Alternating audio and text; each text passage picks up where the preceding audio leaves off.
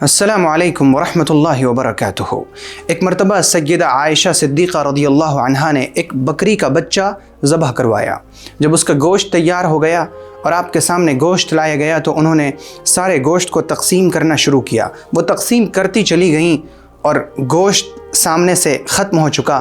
جب تقسیم کا عمل ختم ہوا تو انہوں نے دیکھا کہ صرف اس کا شانہ بچا ہے۔ انہوں نے پیغمبر صلی اللہ علیہ وآلہ وسلم کے سامنے فرمایا، یا رسول اللہ، اس بکری کے بچے کا صرف شانہ بچا ہے، باقی تو سب ختم ہو گیا، چلا گیا، تقسیم ہو گیا۔ جب پیغمبر صلی اللہ علیہ وآلہ وسلم نے سیدہ عائشہ صدیقہ سے یہ بات سنی تو آپ علیہ السلام نے فرمایا، عائشہ، سب کچھ بچ گیا سوائے اس شانے کے جو رہ گیا۔ یعنی اللہ رب العزت کے نزدیک وہ سب کچھ بچ گیا جو تم نے دوسروں کو دے دیا، اور جو تم نے استعمال کر لیا وہ تو ختم ہو گیا۔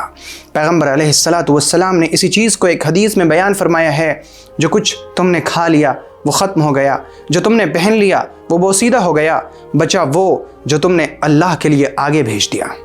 اگر میں جان لوں اے میرے بھائی اور اے میری بہن کہ یہ رمضان میری زندگی کا آخری رمضان ہے، تو اس رمضان میں میرے صدقہ کی کیا کیفیت ہوگی، میں کس طرح اللہ رب العزت کی راہ میں خرچ کروں گا۔ اگر میں یہ جان لوں کہ یہ میری زندگی کا آخری رمضان ہے اور مجھے ایسا سمجھنا چاہیے کہ مجھے یہ رمضان المبارک جو ابھی ملا ہوا ہے یہ میری زندگی کا آخری رمضان ہے، اس رمضان میں میرے صدقہ کی یہ کیفیت ہو کہ میں ضرورت مندوں کو، حاجت مندوں کو، بیواؤں کو، مسکینوں کو، غریب بیماروں کو تلاش کر کے ان کی مدد کرنے کی کوشش کروں۔ میں ان طلباء کو، وہ لوگ جو دین کا علم حاصل کر رہے ہیں لیکن یتیم ہیں، محتاج ہیں یا مسکین ہیں، ضرورت مند ہیں، میں انہیں تلاش کر کے ان کی مدد کروں، ان کے لیے کپڑے کا انتظام کروں، کھانے کا انتظام کروں، ان کے سر پر محبت سے ہاتھ پھیروں۔ یہ میرے آخری رمضان کے صدقہ کی کیفیت ہوگی۔ پیغمبر صلی اللہ علیہ وسلم نے فرمایا ہے کہ جو شخص اپنے بھائی کی ضرورت کو پوری کرے گا اللہ رب العزت اس کی ضرورت پوری کرے گا، اور جو اپنے بھائی سے اس کی تکلیف کو دور کرے گا اللہ رب العزت قیامت کے دن اس شخص کی تکلیف کو دور فرمائے گا، اور جو شخص اپنے کسی مسلمان بھائی کے عیب پر پردہ ڈالے گا اللہ تعالیٰ قیامت کے دن اس کے عیب پر پردہ ڈالے گا۔ ہمارا کام یہ ہو کہ ہم ضرورت مندوں کو تلاش کر کے ان کی ضرورتیں پوری کریں تاکہ رب العالمین ہماری ضرورت پوری کرے۔ ہم پریشان حالوں کی مدد کریں تاکہ اللہ ہمیں ہماری پریشانیوں سے نجات عطا کرے۔ ہم دوسروں کے عیبوں پر پردہ ڈالیں تاکہ قیامت کے دن اللہ ہمارے عیبوں پر پردہ ڈالے۔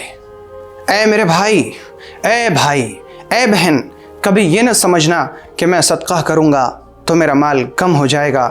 پیغمبر علیہ السلام نے فرمایا کہ کبھی کسی شخص کا مال صدقہ کی وجہ سے کم نہیں ہوتا، اور پیغمبر صلی اللہ علیہ وسلم نے سیدہ اسماء سے فرمایا تھا، لا تحصی فیحصی اللہ علیک، گن گن کر اللہ کی راہ میں خرچ نہ کیا کر ورنہ اللہ بھی تمہیں گن کر دے گا۔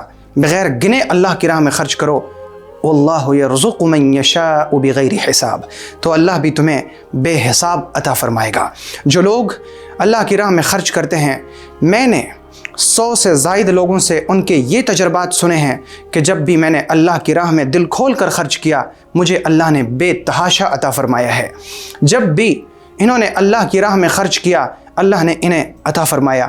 آپ بھی یہ تجربہ کر کے دیکھیے، آپ بھی غریبوں کی مدد کیجیے، محتاجوں کی مدد کیجیے، مسکینوں کی مدد کیجیے، اللہ رب العزت آپ کی مدد کرنے کو قبول فرمائے۔ اور آخر میں چلتے چلتے میں عرض کر دوں کہ تازہ فکر جو ایک تعلیمی، تعمیری اور رفاہی تنظیم ہے جو آپ کے تعاون سے الحمدللہ یتیموں، بیواؤں، مسکینوں، محتاجوں، غریبوں کی مدد کر رہا ہے۔